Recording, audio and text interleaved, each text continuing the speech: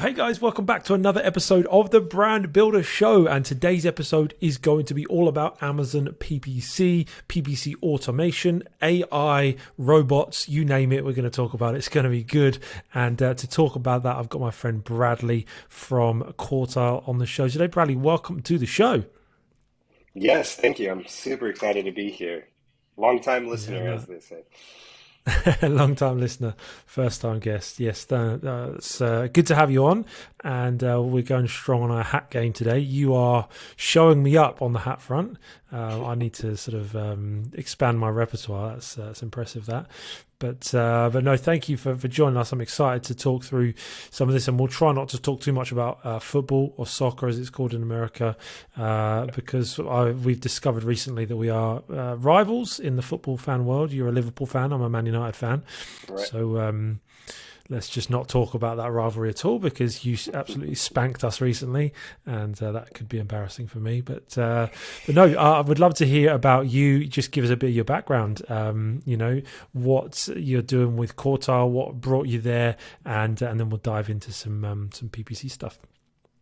Yeah, for sure. Hi everyone. I'm Brad Davis, Director of Partnerships here at Quartile.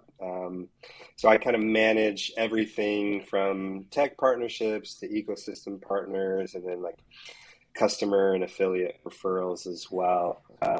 That's what I do at Quartile. But my background is in marketing, specifically SaaS for SaaS businesses, but my passion is in like community building, particularly in the e-commerce landscape. So what you won't see on my LinkedIn is kind of the side things and my passion projects that are more related to e-commerce.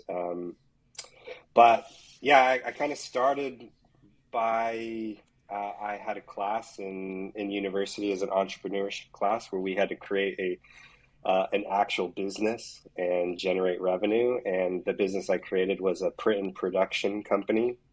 So I was, going to businesses and saying, hey, I could produce your swag, what we call swag in the US, like your conference handouts and things like that. And through the course of that class, I think we did like 10K in revenue, which is small, but for like a 2-month window, I think it was Yeah, pretty that's good, man. successful. Yeah. Yeah. But that kind of like launched my entrepreneurship, and then specifically like the e-commerce kind of aspect of it. From there, I kind of started in college. I started a small apparel company where I'd go to thrift stores and I'd buy vintage fabric, and then like incorporate that into blank t-shirts through like pockets and other unique designs. Started selling those, and in that process, I had to take my own product photography. So photography became a big passion of mine. And I think that's what really launched me to get into Quartile, because through that kind of photography passion, I started doing lifestyle photography work for brands like Tevos and Neff Headwear, Camp Chef, MeUndies. So that gave me like the insight into this e-commerce landscape, and it's something that I've been really passionate about since. And I've always wanted to be in the software side of it, and so when the Quartile opportunity came along, I jumped at the chance to be in it. Yeah. Yeah. Yeah, and it's quite a unique software, and I think that's why I was really keen to have you on to talk about some of the unique angles of PPC. As the topic of conversation so much at the moment here, especially on Twitter, at least in my little bubble anyway. It's like I almost want to give Twitter a bit of a break at the moment, because there's just so much talk about AI and what's going on. Yeah. But obviously that it's a big part of marketing. It's a big part of the way the world's going, and you guys are doing a lot of that. So that's going to be interesting, timely, which we'll get into. We just do a quick lightning round before we get started as well, just to hear from you on some of your favorite things, to A, learn more about you, but B, get some inspiration that we can all take away as brand builders of what we can utilize in our business to grow some more. So favorite 5, number 1, do you have a favorite e-commerce brand? Yes. Have you heard of Polar before? Polar? No. Poler. It's Okay. kind of uh, an outdoor brand. They partner Okay. with Nike. They do like tents and sleeping bags and things like that. Hmm. Nice. They did like one of my crowning uh, kind of like marketing pieces of collateral that I love and I still like watch to this day is this collaboration that Polar did with Nike, where they got a couple skateboarders together and put them on Mm. this like private yacht and touring the Adriatic Sea in Croatia, and they just go to like Mm. different Croatian towns and just skate, and you have the backdrop of like Croatia around you. It's like Nice. I love it, and it's yeah, everyone has to go check that out. But super cool Sick. brand. Sounds good. Yeah, very Yeah, cool. Very cool. Sounds good. All right. Do you have a favorite software or tool that helps you run your business other than Quartile, obviously? yeah. Oh, this one this one was really hard for me. I'm probably gonna have to just do a weak generic answer. Slack or like Mm. WhatsApp I'm getting way more into WhatsApp, which I think Americans don't really use WhatsApp, but like Really? in this space, especially the Amazon space, I feel like WhatsApp is like the go-to, and so Mm. I'm using that more and more in terms of like in my partnership role with, we have global partners where I have to stay in touch with, and so WhatsApp's becoming more popular for me using on a Yeah, daily nice. basis. Do you use Slack at Quartile like internally? Yeah. And that's one thing that's helped from a partnership standpoint, and like is we have specific Slack channels within our organization for our different partners. Mm. Um, and I find it so much easier to communicate rather than like typically it's just like you're sending emails back and forth, and Mm. it's harder to collaborate, I think, on a partnership standpoint.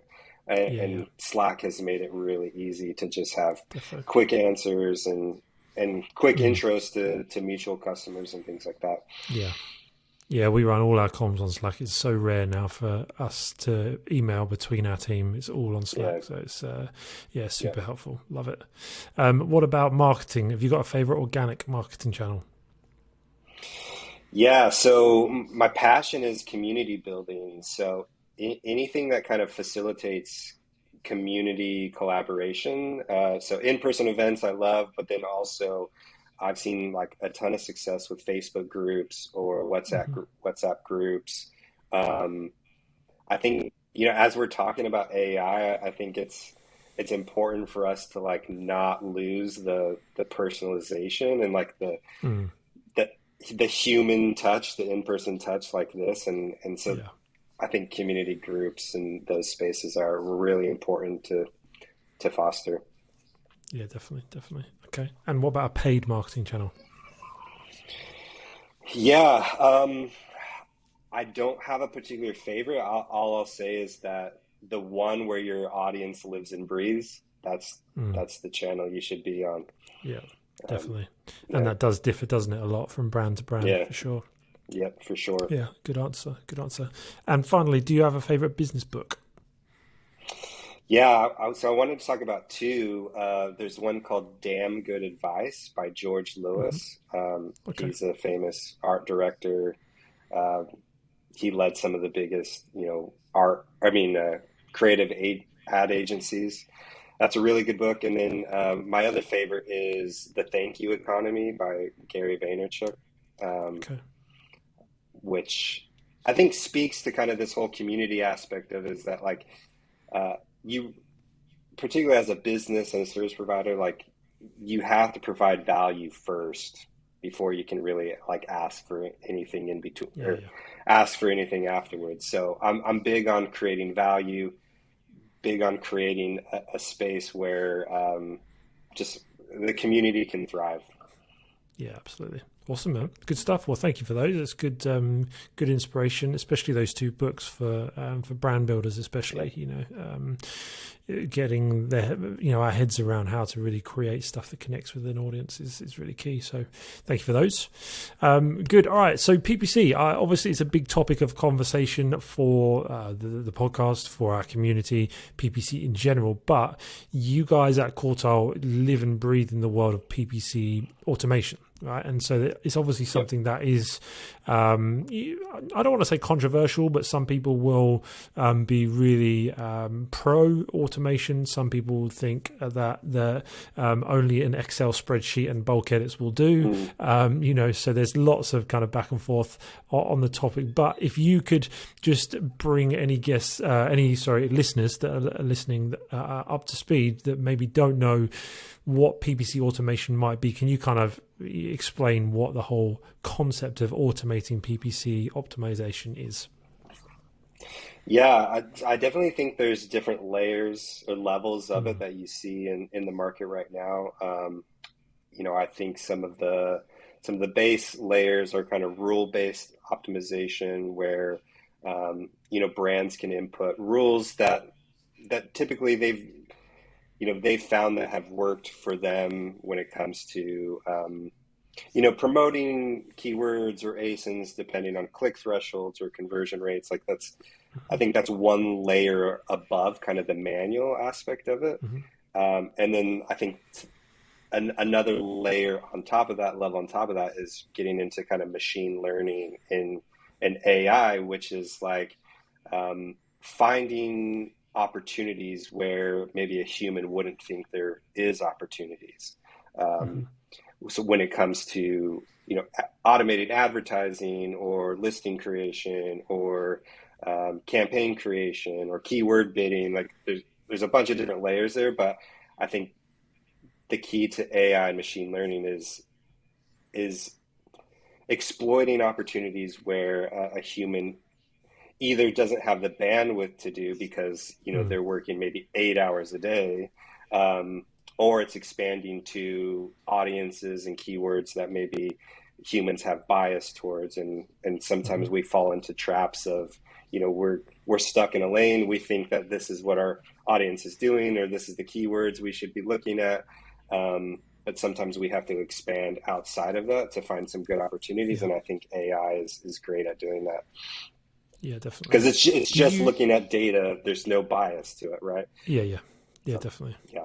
Do you see that there is a threshold of business size that people need to get to before they can start exploring this stuff? Because you say data testing, I'm thinking costs. What does that look like?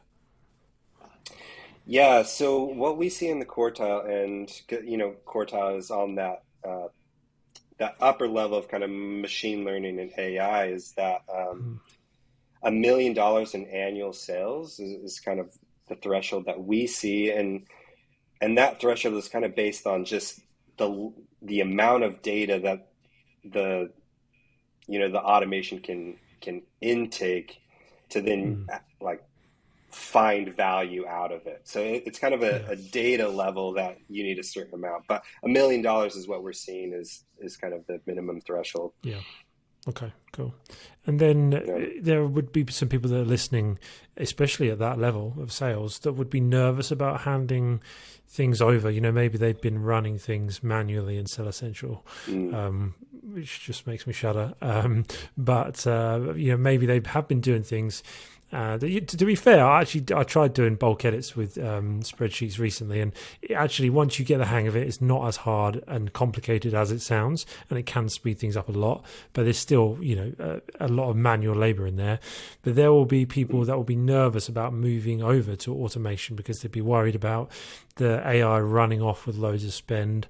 What do you generally say to people that find themselves in that position?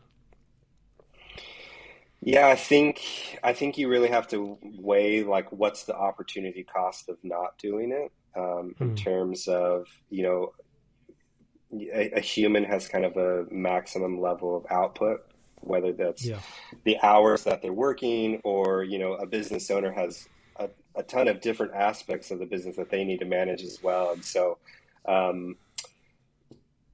yeah, I think it's really like the opportunity cost of not doing it. And as well as, I think we're seeing this with the adoption of AI across multiple verticals. Chat GPT is like, your competitors certainly are using automation. And so, Mm. uh, um, yeah, I think you need to be doing it. I think the opportunity definitely outweighs uh, some of the risks.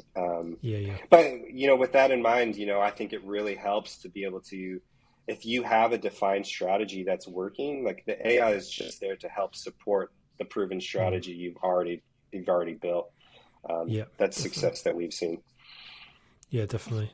I think the point you speak to as well, with regards to the limitations, being time.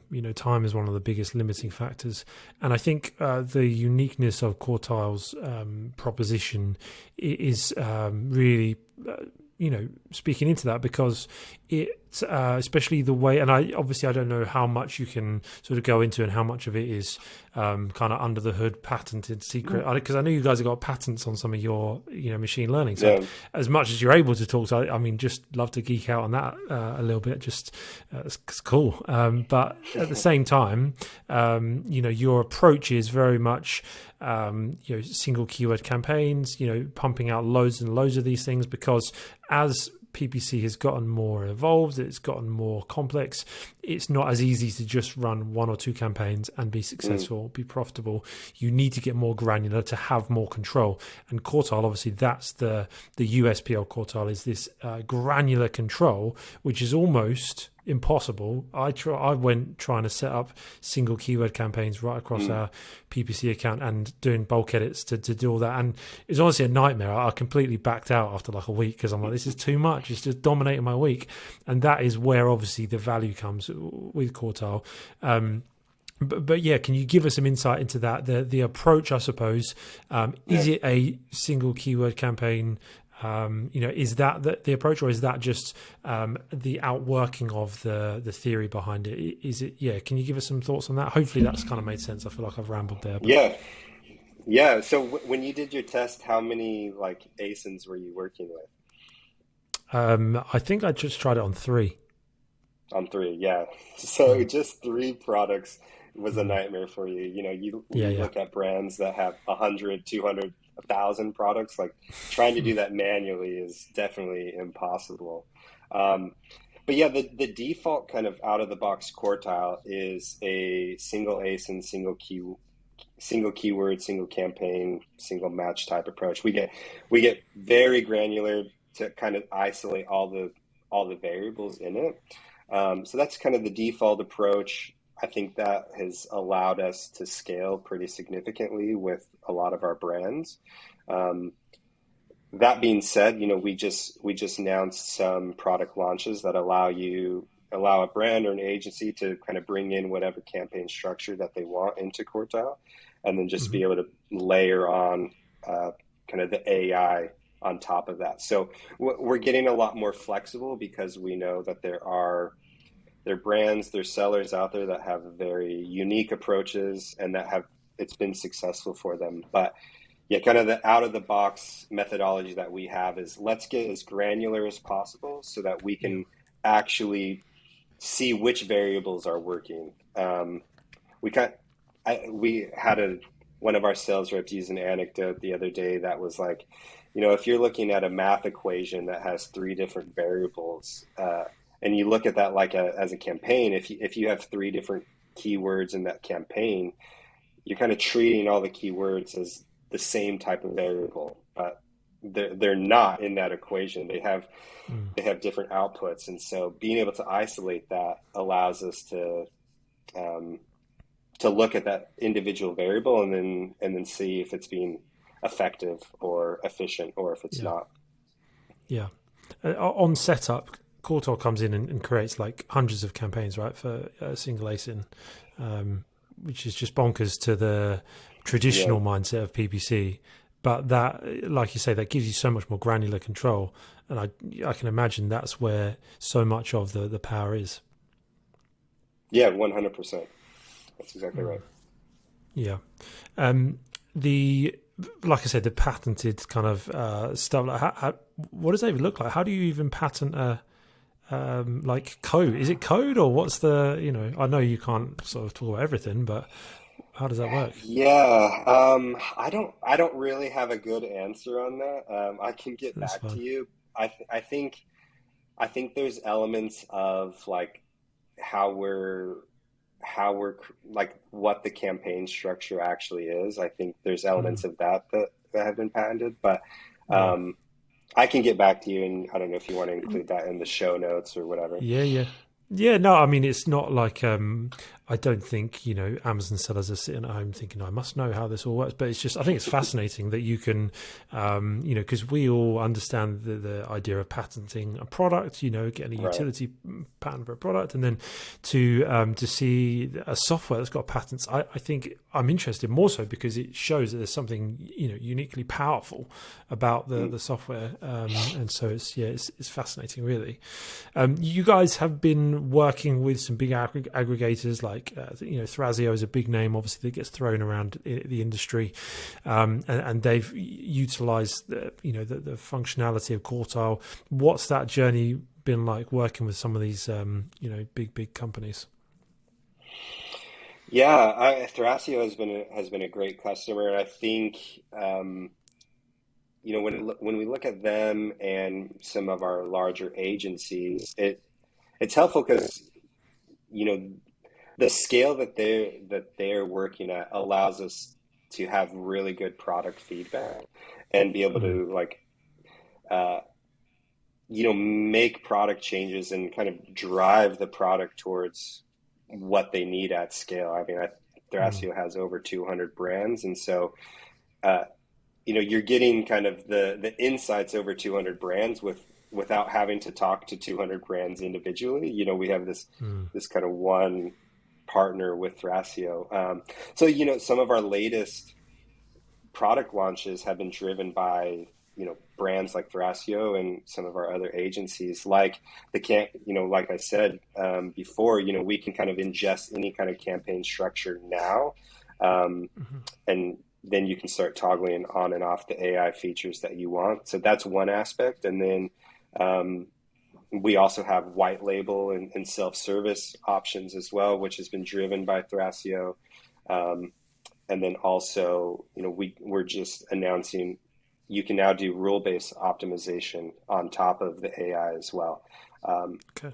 and so I think like kind of the product feedback iteration has been really helpful having those guys as a part of our customer Yeah. base. Yeah, definitely. Are they using it in any different way to a single brand would? Um, so Thrasio and our larger agencies are definitely using it from a self-service standpoint. Hmm. Um, but I would say most of our single brands are using our managed service components. Hmm. Um, just because they don't have as much of the bandwidth, they would rather focus on high level strategy and things like that. And Yeah. our team is there to kind of help support and implement strategy or product launches and things like that. Mm. And if you were to compare Quartile versus an agency, someone's thinking about sourcing their PPC, they want someone to help them with it. There's an agency that will do it, or there's Quartile. Like, Mm. what's the kind of pros and cons of each of those? Can Quartile basically just replace the agency with the managed service? What does that look like? So, Quartile is not an agency. We're Mm. a SaaS platform. Like our fees, our billing is flat fee month to month. So we vary very differently than an agency. Um, and we have a lot of agencies that are using our tech to, as their PPC offering. So I think it just depends on what you want out of an agency as a brand. Like we're obviously not an agency, so we don't do listing optimization or creative or Mm. anything like that. So you may still have a need that you want that all in house.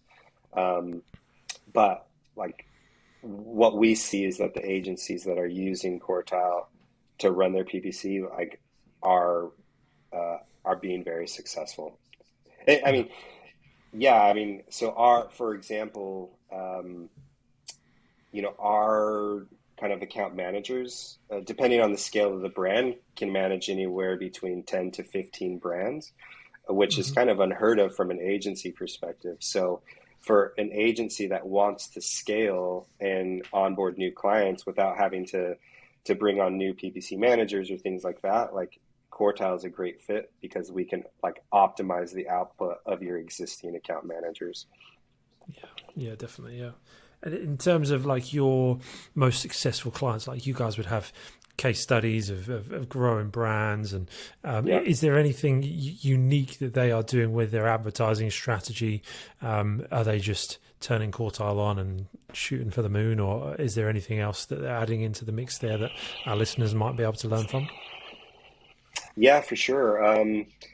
So I think the baseline is that they are maximizing kind of all the opportunities that exist within, the Amazon search products of PPC. Hmm. And then from there, they're layering on Amazon DSP. They're taking a bottom up approach in terms of like the sales funnel. Hmm. Um, so, focusing on performance at the bottom and then working their way up as they nail the bottom of the funnel down to then expanding new audiences and new opportunities. So we're seeing, brands that are jumping to DSP, like really have PPC locked in first. And then starting with a performance-based look at DSP and working their way up. So that's one, and then also I think our most successful brands are also diversifying channels. They really have a good understanding of where their audience is buying, their products or similar products, and then going into those channels and looking at it from an efficiency standpoint, from a performance Yeah. standpoint.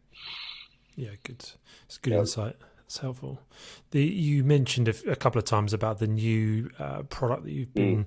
been working on and just kind of announced, and got did sort of like a big launch for recently. Can you just talk to us more about that and how that's helping sellers? Yeah, I mentioned kind of the default methodology of, the one-to-one granular campaigns. And the feedback that we've had from customers is that, or certain customers, is that they want more flexibility to be able to, um, kind of navigate within their strategy with more flexibility. And so, this product launch is an iteration of us listening to our customers and say, all right, take the great things about AI, and then be able to layer on, the strategy that you've been able to see successful. So Mm. campaign import, where you can bring in any kind of campaign structure that you want, um, and then be able to toggle on and off AI components that you want, has been a great thing particularly for our agencies.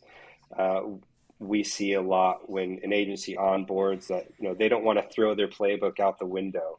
And Yeah, yeah, before, Cortel kind of made them have to do that, but now we have kind of complete flexibility. Um, and then the other component of that is the rule based optimization. Some anecdotal stories is, we have brands that maybe have a CMO that, when he searches for their product, he wants them to be top of search, like no matter what, no matter the efficiency. It's kind of just that, like, that I don't want to say ego, but it's just like that brand presence. No matter what yeah, they don't care how much they're spending. They want to be top of search, and before this kind of new product launch, that really wasn't possible because Quartile is looking for efficiency. So now with the new product launch, you can kind of layer whatever rules-based optimizations that you want, depending on clicks or conversion rates or other parameters like that. mm, So yeah, I think overall it's just flexibility to be able to support the different successful strategies that Amazon sellers yeah, yeah, and D2C brands have had. yeah, yeah. Nice. I, So the I think one machine other learning then. aspect Sorry, of go on. that, and to kind of tie back into our larger brands, is that Amazon is is really focusing on Amazon Marketing Cloud right now. I don't know if you've heard anything about that. I haven't, no. Yeah, so they're really exposing more data when it comes to like customer journey and path to purchase data, Yeah, yeah, and so yeah, that's something that our larger brands are really focused on, um, and so we're rolling that out into our platform as well. So that's a little bit of the product launch, and then also just what our successful sellers that are using to kind of become more efficient is more looking at more data, understanding their customer more, understanding the path to purchase more, utilizing that to be more efficient and to find new audiences. So yeah. that's been a game changer for sure. Nice, nice. And what further developments do you see, both in the industry, and with Quartile? I mean, obviously, the AI conversation will continue to rumble on. Mm. Where do you see the industry going? Are there any other major developments you see happening? Is it now a case of just minimal gains, diminishing returns with AI, or are we going to see some more revolutionary things come through? Yeah, it's been interesting to watch, I think, over the past couple months with the introduction of Chat GPT, right? Like, Mm. um, AI is definitely on the forefront of people's minds. And it's been funny because we've been pushing AI and PPC automation for a few years now. So it's interesting to see like everyone be hyped about it. I Mm. mean, we definitely saw it at Prosper. There was, quite, I would say quite a few service providers in the Amazon space that have launched accessory products off chat GPT, like listing Mhm. optimization and things like that, which is exciting to see. Um, in terms of the future, um, I I think we're going to see more of it. I think one thing that's exciting to see is AI being used in like creative, um, which creative can be hard to do sometimes. Testing creative can be hard, and I've seen really great things coming out of like Mid Journey. I don't know if you've seen Mid Mm. Journey, Yeah, yeah, but yeah. like AI content and creative generation. Mm.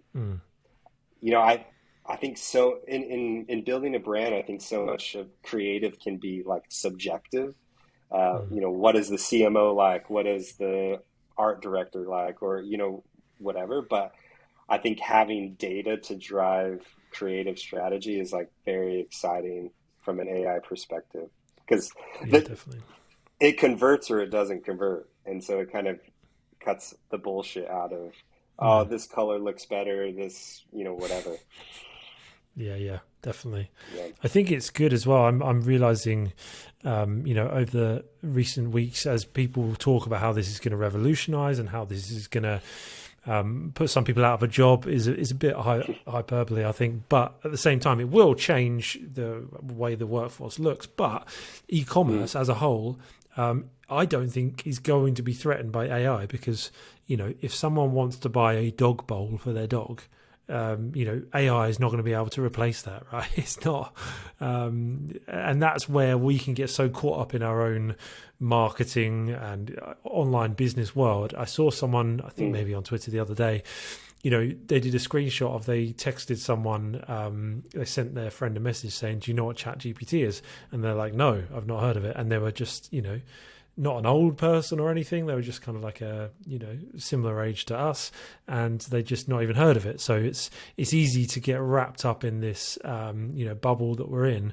But I Mm. think e-commerce is one of the industries that is going to be accelerated by it, and it's going to be very much used in e-commerce, as you guys would, as you've said, you're big proponents of it already for a few years. But it's not something that threatens the industry as such, which I think is really exciting. Yeah, I think like new products are often new and good products are often solutions to like human problems. Yeah. Um, so I don't really see that kind of the innovative mentality for human problems, I don't necessarily see that being impacted by AI. Like, for example, we have a customer that creates these cereal cups that like Hmm. allow you to eat cereal on the go in a cup. But it's like, so like the bottom is like milk, and then there's like a container at the top that has cereal, and as you drink, I don't like AI is not going to be able to come up with that because it's such like a human problem. You know what I mean? Yeah. Yeah. I'm not sure it's even a problem, but yeah, I get what you mean. Right. That is such a funny product. Oh man, Right. that's good. You're not a That is good. cereal on the go kind of guy, huh? I've never done it, but maybe I'll give it a go now. Now you've mentioned that.